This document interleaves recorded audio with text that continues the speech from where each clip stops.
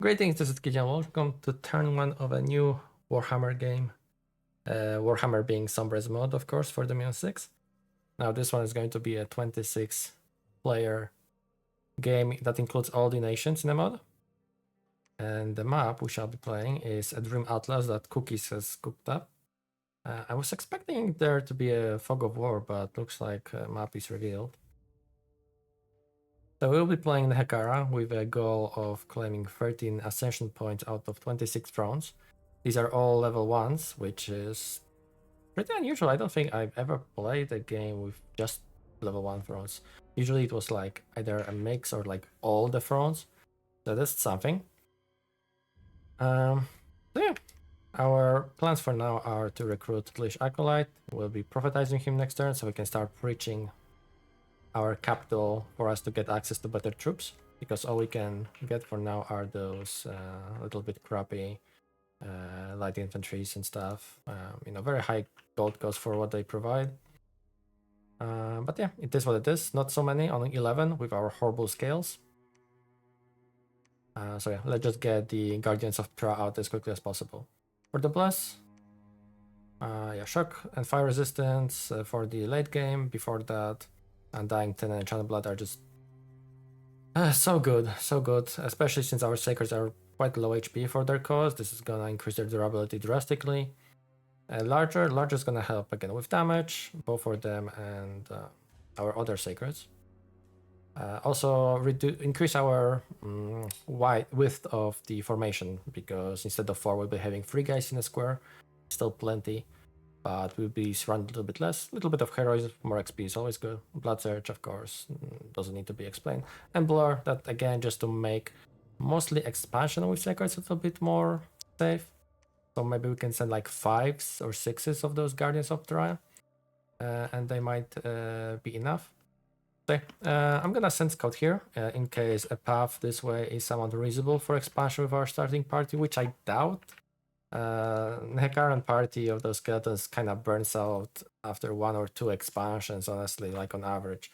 If I get lucky, it might be more, but I'm not counting on it. And for later, we are gonna be, let's see, Nehekara. We're gonna be utilizing mainly Tomb Scorpions. They also take our bless incredibly well. They have built-in resistances. They'll be our mainstay killers as the game progresses, but I do want to experiment with various kind of constructs for sure. I guess that'll be it for the turn 1, and I'll talk to you next one. Welcome back. So we've got a bunch of proclamations, so let's go through them really quickly. Ulthuan, fall under the noble, so that's a default. Shame. Prophet of Yosh Bao, I'm not sure what that is, honestly. Beastlands, fight for the right of Wargor. Since where are Wargor oppressed? I'm not sure. Prophet of two-party, okay. Karaz-a-Karak, Norni Silverstone, boo, shame again. Bold, and beautiful. That's a good name. Black Crag, Mork Gork, the Orc boss, shall be known as the Prophet of Gork, Gork?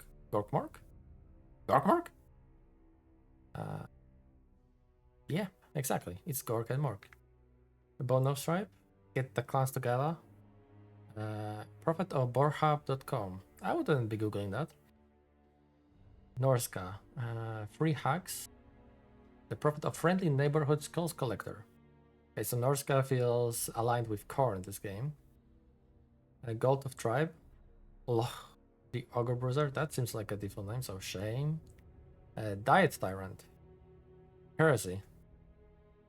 Zharr-Naggrund. Lamarov Soup Shaper. Shame again. Fruity Pebbles. Oops. Altdorf. Call from Accounting. Is the Prophet of For the Emperor, which I always cream as a Space Marine in my head for some reason. Nuln with Ausstein. That looks like a default name, so shame again. Prophet of TFW, no guns. Wait, what was TFW? The fuck, why? I'm not sure actually. Middenheim. Jarl Balgrove of Whiterun. I'm not sure if that's a name or not. I mean, with Whiterun, I think of Song of Ice and Fire, but might be a default name? I'm not sure really. So, semi-shame? I don't know. Prophet of Wait? What setting is this guy again? Good question. I don't know. Itza? Where the lizard woman at? Probably at Morrowind. And it's a prophet of Weekend at the Crocs. Slaanesh? Book. Arc. Right. So Indian Slaanesh, the prophet of Foul Demon Summoner. Khorne with Altawolf. Fame. Illidan.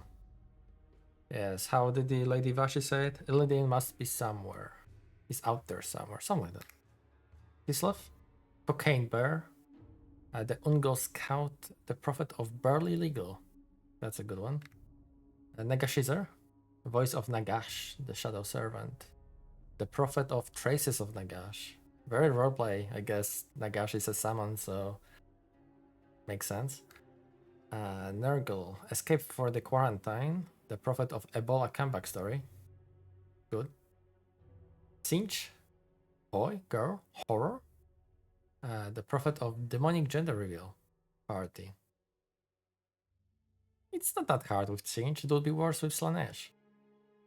Cathay, Borrow the Neighbor Light, the Jade Commander, the Prophet of Study Hard, Day.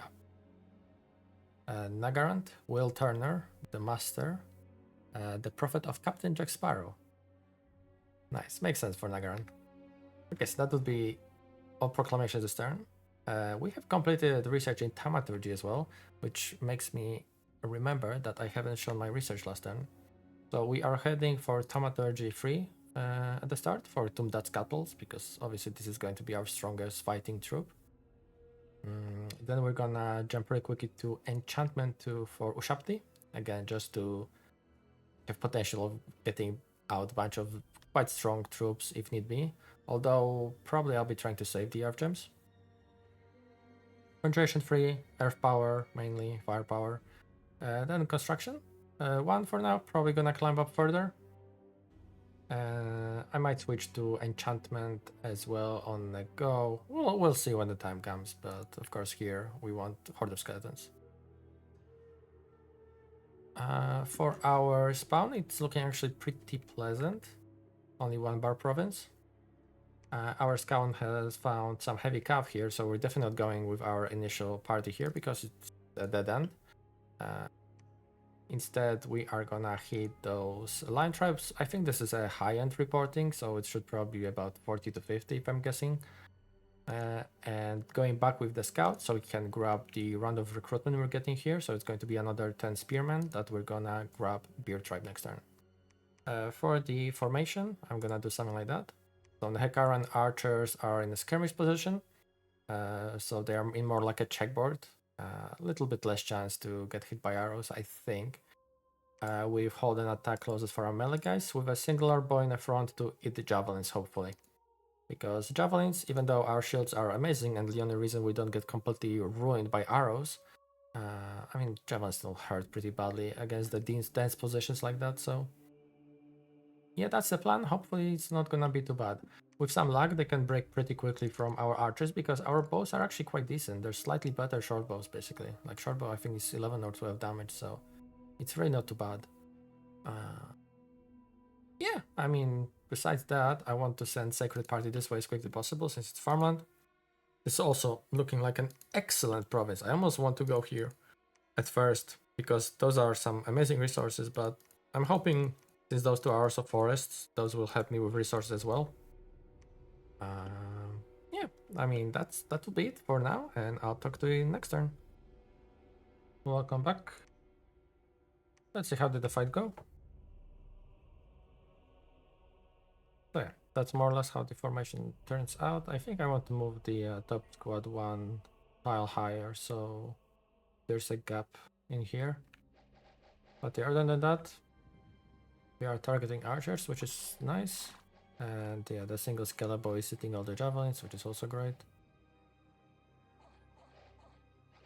Nice, good hits, and exactly as it could happen, which is thanks to their shitty morale. They broke after just couple casualties. Now, not very dissimilar here. They almost instantly break too, making this pretty spectacular expansion for the this type of army. And yeah, it was 56 units, so yeah, very good. Now, probably I could have started with it, so let's go through remaining proclamations. So, Athel Loren, Fern-based solar farm. Fern. I mean, honestly, I can only think of Fern from Freeren. I'm not sure what Fern is in English, actually. Let me Google it very quickly. Remote or distant. Okay. Prophet of green energy, early adopter. Okay. Sure. Photosynthesis and all. That's me. Hello. Preaching for recruitment. We're gonna take a look at that in a second. And Skavenblight, Ratatouille the Warlord, the Prophet of Grease Pole. I take that personally. So yeah, here we go. That's it's okay. Like it's nowhere near as good as this one. But once the unrest goes down, it's gonna be above 70 income. The other thing that I want to point out is we're starting to preach. The other guy's researching. But this is starting to worry me a lot. It's turn 3, right? And we did not get second pip of Dominion in our capital, which is really bad. That means that I think the earliest we can get it to Dominion 4 is turn 5, which is bad. But yeah, I don't know. I don't know what else can I say. That's the problem with Nehekara, right? Like, especially since I changed my build where I started with Dominion 7 instead of 6, just so I have that higher chance of increasing Dominion in the province that's spreading it, right?